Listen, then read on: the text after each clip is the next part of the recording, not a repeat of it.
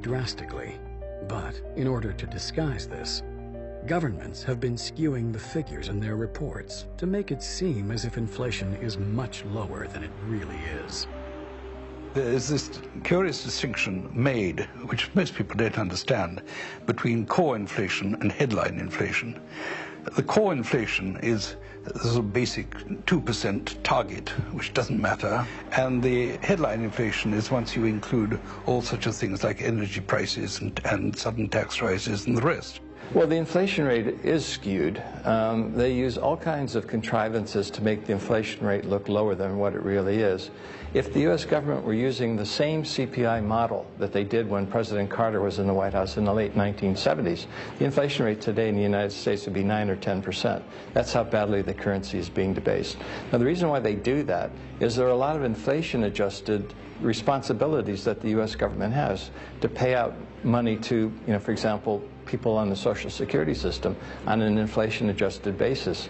If they keep the inflation rate low, according to their own statistic, that means they're paying out less. That means the government budget deficit is less. A thriving metropolis, Toledo is one of the world's greatest glass processing centers. In Akron, the state's fifth largest city, that story deals primarily with rubber. Akron is the rubber manufacturing capital of the nation and the world.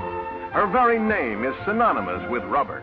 In a global economy where currencies are measured only against each other, countries are able to artificially lower the value of their own currency, making their industries more competitive. A country with a weak currency can make products cheaper, causing entire industrial centers to move overseas. This effect has been seen countless times in cities around the world, some of which still haven't recovered from the loss of their industrial base. I think the guy on the street he's kind of frustrated. They go, gosh, I went to college, I don't have a job, I can't get a job, I spent all this money, I've got student loans, it's costing me more to live. The Fed is telling me there's no inflation, yet I go to the store and I see the price of milk going up, eggs, meat. I pull into a gas station, it's costing me more for gas. They don't really understand how all this affects them on a personal level. And that's why I think they're frustrated, because there isn't an educational system that explains that, look, when you print money, when you have nothing backing it, and when you debase it, you have all the side effects that you see. Higher inflation costs, corruption, cronyism, all the things that have been in headlines that we've seen over the last 4 or 5 years. The protest movements are an interesting phenomenon. A lot of people are terribly upset with Wall Street. They're upset what's happening to their purchasing power. They're upset with the news that they hear of the fact that the executives of these giant banks are getting $1 million bonuses at the same time they're dipping into the pockets of the taxpayers to get all this bailout money. And so they're angry. Unfortunately, people are demonstrating against the crisis, the economic crisis, and yet at the same time they're demanding more welfare, demanding more medical benefits, they're demanding more state control and regulation of their lives, they're demanding more money being created and pumped into the society. They don't realize that those are the very things that have brought them onto the street in the first place, in their anger. While the person on the street is struggling to get by, we're told that what we're experiencing is a typical recession.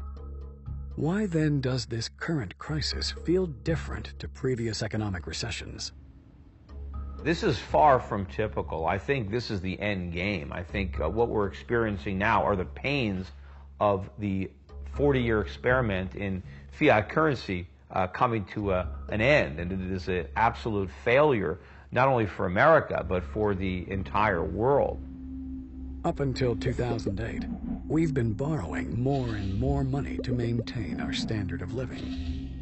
Are we now at the point where we're maxed out and cannot take on any more new debt? What we're seeing today is deleveraging at all levels of society. I mean, consumers are maxed out.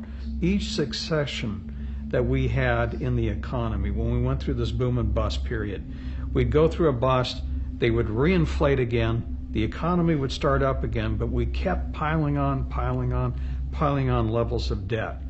And finally, we reached the point where you just can't pile any more debt. Banks are no longer willing to give out credit so freely, and many people are more concerned with paying off existing debt as opposed to taking on new debt. While this is prudent, sensible behavior, it's also a serious threat to the global economy. Having